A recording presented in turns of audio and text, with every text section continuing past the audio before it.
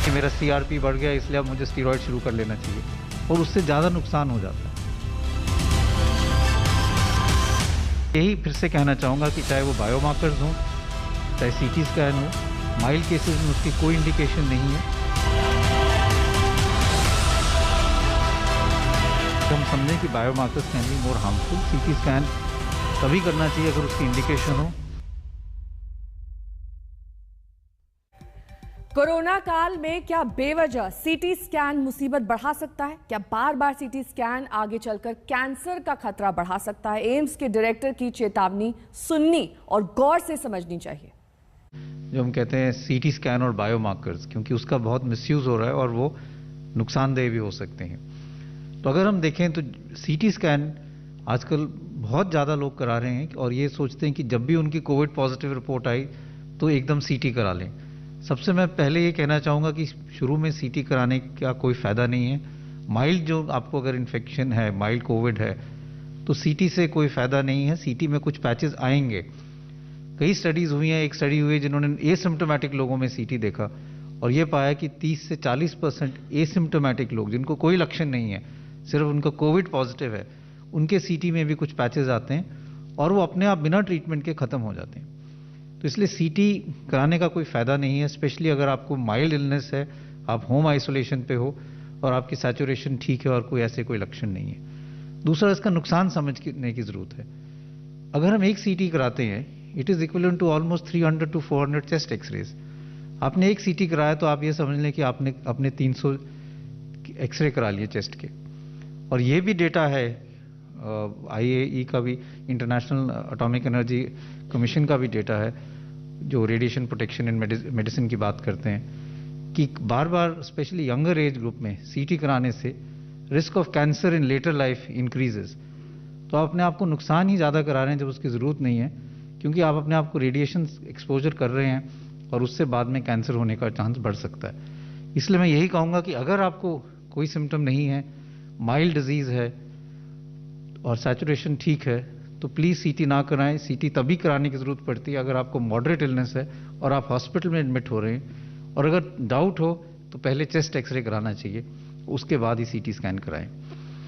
दूसरा है biomarkers. Biomarkers का मतलब कि आजकल लोग कोविड पॉजिटिव हुआ तो ब्लड टेस्ट कई करा लेते हैं। अपना सीआरपी देख लेते हैं, ब्लड सीबीसी देख लेते हैं, डी डाइमर देख लेते हैं, एलडीएच देख लेते हैं, फेरेटिन देख लेते हैं। फिर से मैं यही कहना चाहूँगा कि अगर आपको माइल्ड इलनेस है, होम आइसोलेशन पे हैं, अगर आपकी सैचुरेशन ठीक है और कोई और लक्षण नहीं है, बुखार भी ज़्यादा नहीं है, तो इन सारे बायोमार्कर्स का करने का कोई फ़ायदा नहीं है।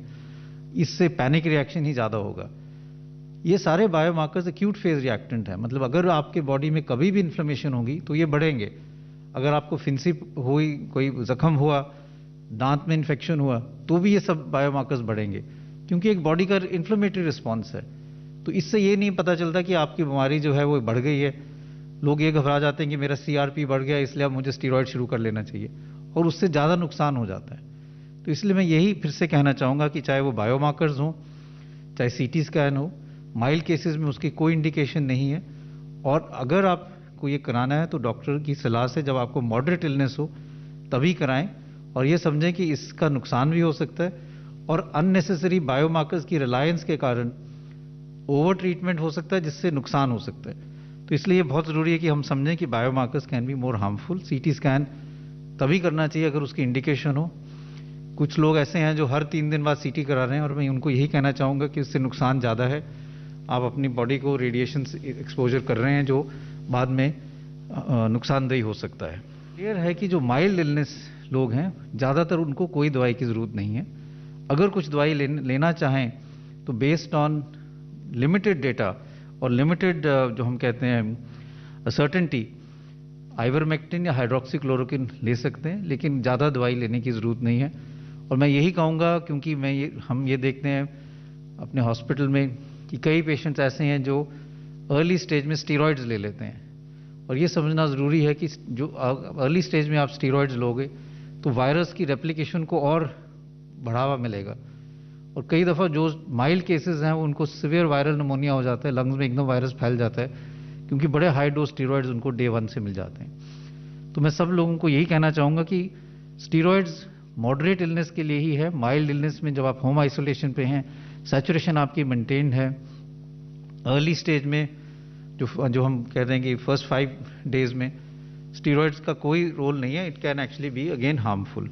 घर पे जो लोग रह रहे हैं, होम आइसोलेशन कर रहे हैं, उनको कुछ चीज़ें I think are very important.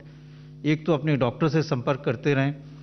कुछ जो वार्निंग साइंस हैं, जैसे आपकी सैचुरेशन कम हो रही है, 93 या 93 से कम हो रही है, या बेहोशी जैसी हालात हो रही है, सुस्ती ज़्यादा हो रही है, या छाती में दर्द बहुत हो रहा है, ऐसे जैसे वार्निंग साइंस हैं, तब एकदम आप डॉक्टर से संपर्क करें और अगर ज़रूरत होगी तो फिर एडमिशन के लिए भी आपको सपोर्ट लेना चाहिए।